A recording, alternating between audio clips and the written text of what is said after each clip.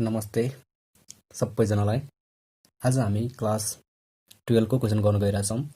Chapter हो share होइन, issue of share for क्यासको 2074 सप्लिमेन्ट्री क्वेसन नम्बर 10 को क्वेसन गर्न गइरहेछौँ र यो क्वेसन एकदम सिम्पल छ र सिम्पल तरिकाले हामी गर्छौँ यसलाई है।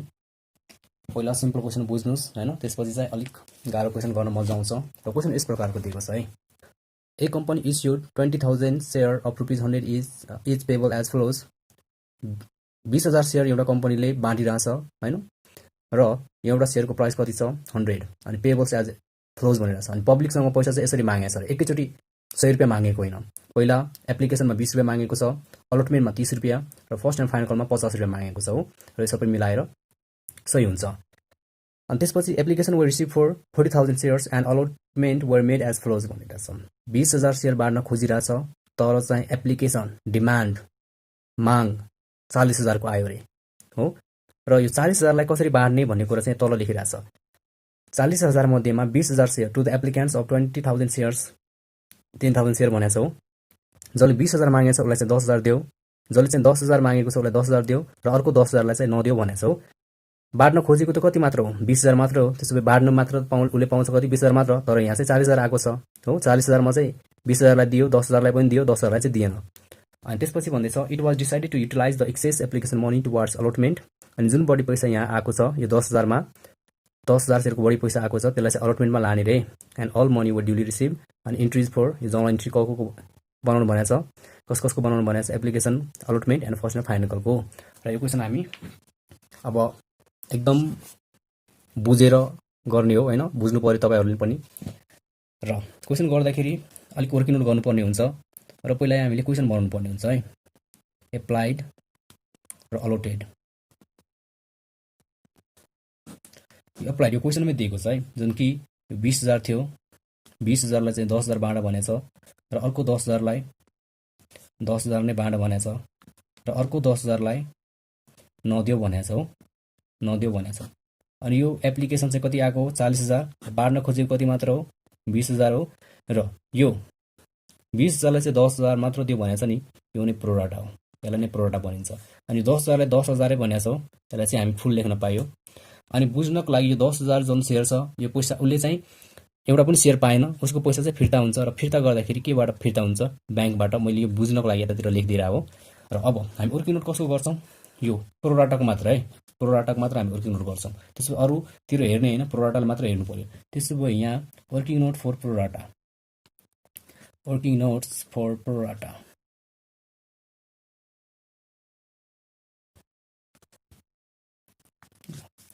निकाल्दाखेरि के निकाल्नु पर्यो एक्सेस एप्लिकेसन मनी भनेर।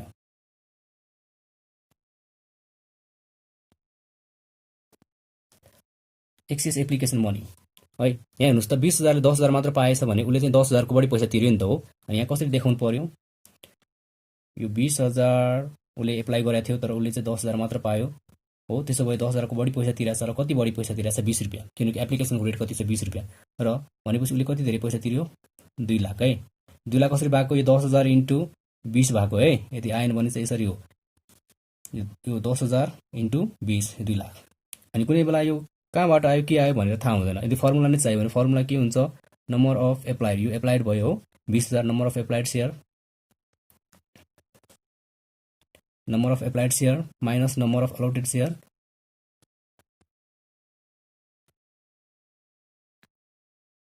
इन्टु रेट, इन्टु रेट है, यसलाई चाहिँ ब्र्याकेटमा राख्नु हो। यो पैसा फिर्ता पाउनु पर्ने पैसा हो, फिर्ता पाउनु पर्ने पैसा हो, फिर्ता पाउनु पर्ने वा गर्नुपर्ने तर पाउँदैन वा गर्दैन। यो पैसा फिर्ता पाउनु पर्ने वा फिर्ता गर्नुपर्ने तर गर्दैन। किन गर्दैन यहाँ भनिरहेछ क्वेसनले पनि कि अलटमेन्टको पैसा तिरेको छैन, अलटमेन्टमा गएर यसको पैसा चाहिँ युटिलाइज गर भनेर। त्यसो भए अलटमेन्टमा पैसा युटिलाइज गर्ने हो यो 2 लाख र अलटमेन्टमा कति तिर्नु पर्ने हुन्छ भनेर त पहिला थाहा हुनु पर्यो हैन। त्यसो भए पहिला थाहा हुनु पर्छ अलटमेन्टमा कति पैसा लाग्छ भनेर हामी यतिकै 2 लाख त तिर्दिदैन नि। त्यसो भए टोटल ड्यू एमाउन्ट, अलटमेन्टमा पैसा लाग्नुपर्ने कति हो, उसले सेयर कति पाएको हो, हामीले प्रोराटा गरिरहेछ भने प्रोराटाको मात्र हेर्ने हो। सेयर उसले कति पाएको हो, 10,000 पाएको हो र अलटमेन्टको रेट छ 30 छ। अलटमेन्टमा कति पैसा तिर्नुपर्ने रहेछ, 30 रुपियाँ हो। त्यसो भए अलटमेन्टमा कति टोटल पैसा तिर्नुपर्ने रहेछ, 10,000 × 30 गऱ्यो भने 3 लाख तिर्नुपर्ने रहेछ हो। र यहाँ चाहिँ कति मात्र पैसा छ उसको बढी, 2 लाख मात्र छ। त्यसो भए यो पैसा चाहिँ यहीँ युटिलाइज गरिदिए, यहीँ युज गरिदिए, 2 लाख यो पैसा सक्यो। अनि कुनै बेला फेरि यो 10,000 र 30,000, यो 30 रुपियाँ के हो, 30 के हो भनेर थाहा हुँदैन। त्यसो भए यो number of allotted share into rate हो। र यदि यो पैसा 2 लाख, 3 लाखभन्दा बढी भएको भए यतातिर पनि आउँथ्यो, तर यहीँ चाहिँ पुगेन। त्यसो भए यहाँ त केही पैसा जाँदैन। त्यसो भए एफ एन्ड एफ कल भनेको चाहिँ फर्स्ट एन्ड फाइनल कलमा 1 रुपियाँ पनि युटिलाइज भएन, युज 0, पैसा यता आएन है। अब यति गरिसकेपछि हाम्रो वर्किङ नोट सक्यो कि यति मात्र हामीले जान्यो भने नि सेयरको जुनै पनि लङ क्वेसन हामीले गर्न सक्छौँ कि प्रोराटाको। र प्रोराटाको मात्र हामीले यसरी चाहिँ वर्किङ नोट गर्नुपर्ने हुन्छ। यति मात्र बुझे पुग्छ कि यता त केही पनि होइन यो जर्नल इन्ट्रीमा।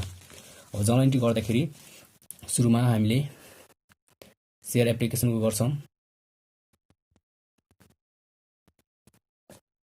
सेयर एप्लिकेसनमा सुरुमा रिसिभको जर्नल इन्ट्री हुन्छ, bank account debit to share application.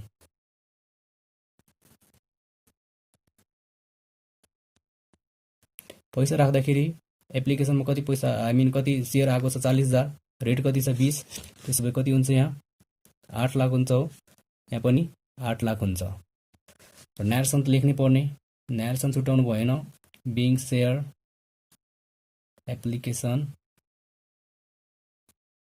Money receive भनेर, मनी रिसिभ। अर्को बी नम्बरमा ट्रान्सफर गर्दाखेरि जर्नल इन्ट्री हुन्छ, share application account debit to share capital. यहाँ यो ट्रान्सफरको केस गर्दाखेरि प्रोग्राम ध्यान दिनुपर्ने हुन्छ। पैसा अलटमेन्टमा गएको छ, त्यसो भए सेयर अलटमेन्ट पनि, र अर्को पैसा फिर्ता पनि गर्नुपर्ने छ, त्यसो भए टु ब्याङ्क एकाउन्ट। र अमाउन्ट लेख्दाखेरि यहाँ जुन सेयर एप्लिकेसनको अमाउन्ट छ 8 लाख, 8 लाख पैसा आएको। र यो 8 लाखमा कहाँ ट्रान्सफर आएको है, हेर्नुहोस्, जताबाट लेख्नुहोस्। अलटमेन्टमा युज कति पैसा ट्रान्सफर भयो, अलटमेन्टमा 2 लाख हो, यही छ, अलटमेन्टमा 2 लाख भएको छ भनेर ट्रान्सफर। अर्को यो ब्याङ्क भनेको जुन हामीले यहाँ लेखेको थियो नि, ब्याङ्क यो 10,000 जसले एप्लाई गरेको थियो सेयर, यसको पैसा फिर्ता गरिदिनु पर्यो। त्यसो भए 10,000 इन्टु 20 को रेट कति हुन्छ, 2 लाख नै हुन्छ। र हेर्नुहोस् है, डेबिट क्रेडिट बराबर हुनु पर्यो। 8 लाख छ, 4 लाख छ, यहाँ कति नपुग्या हो, 4 लाख। र यो कुनै बेला 4 लाख कसरी आएको भनेर थाहा हुँदैन। खासमा उसले बाँड्नुपर्ने सेयर कति रहेछ, बाँडेको सेयर 20,000 अनि इन्टु रेट। क्यापिटल भनेको आफ्नो हो कि, यो 4 लाख त अरूहरूको थियो, उसको एप्लिकेसनको कति मात्र थियो त, 4 लाख मात्र हो। न्यारेसन लेख्नै पर्ने, being share application money transfer application money transfer to share capital, share allotment and balance money रिफन्डेड।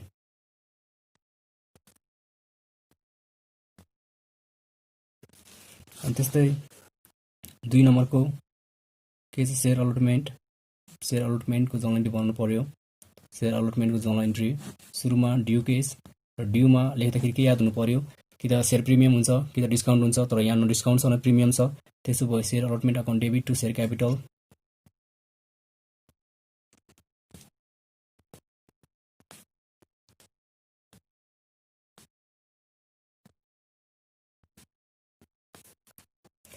पैसा राख्दाखेरि उसले बाँडेको सेयर कति हो, 20, र एप्लिकेसन अलटमेन्टको रेट कति छ, 30 छ हो। त्यसो भए यहाँ कति हुन्छ, 6 लाख। यहाँ पनि कति हुने भयो, 6 लाख। न्यारेसन लेख्दाखेरि being share allotment money made due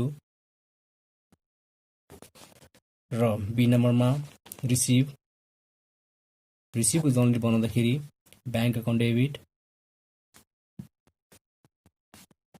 to share allotment. सबसे बिगार्ने भनेको यही हुन्छ है, स्टार बनाइदिएको मैले, किनकि सेयर अलटमेन्टको पैसा लेख्दाखेरि सेयर अलटमेन्टमा हामी सिधै यहाँ 6 लाख गएर राख्ने होइन है। किनकि 6 लाखमा 2 लाख रुपियाँ पहिले पाइसकेको छ हो। यो 2 लाख पहिले पाइसकेको अलटमेन्टमा गइसक्यो होइन, यहाँ हामीले लगेको होइन यो 2 लाख हो। त्यसो भए 6 लाखमा चाहिँ 2 लाख चाहिँ पाइसकेको छ। त्यसो भए यहाँ आउनुपर्ने कति रहेछ, 4 लाख हो। यो 4 लाख यहाँ लेखौँ न है, र यो 4 लाख यहाँ हो। न्यारेसन लेख्नै पर्ने, being share allotment money receive भनेर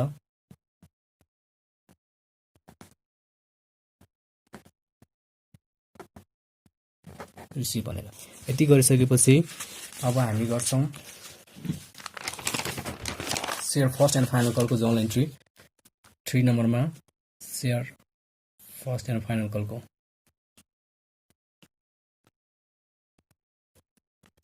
share first and final call journal entry गर्दाखेरि सुरुमा चाहिँ ड्यू केस नै हुन्छ र ड्यूमा यहाँ न डिस्काउन्ट न प्रिमियम केही पनि हुँदैन। त्यसो भए सेयर यो फर्स्ट एन्ड फाइनल कलमा मैले एफ कल लेखेँ।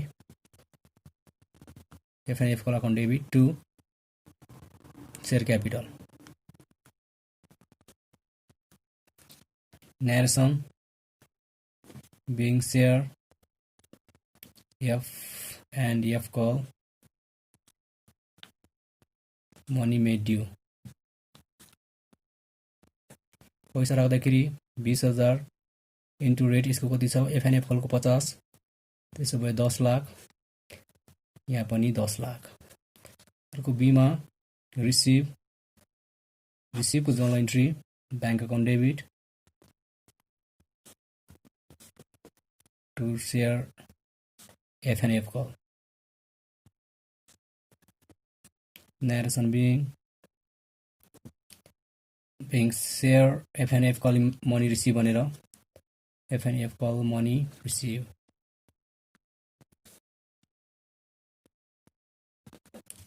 पैसा राख्दाखेरि सेयर फर्स्ट एन्ड फाइनल कलको 10 लाख। यति गरेपछि 6 मार्क्स सोधेको छ। यो सिम्पल क्वेसन्स र हामीले यही कुरा बुझ्नुपर्ने हुन्छ कि सिम्पल क्वेसन बुझेपछि अरू हामी एकदम मजाले बुझ्छौँ। अरू केही प्रब्लम छ भने, कन्फ्युजन छ, कुनै च्याप्टरको टिप्स चाहियो भने कमेन्ट गर्नुहोस् अनि मलाई कन्ट्याक्ट गर्नुहोस्। डिटेल्स अबाउटमा छ नम्बर्सहरू, र अरू किन भने लाइक गरिदिनुहोस् एउटा होइन। हस् त, धन्यवाद, थ्याङ्क यू।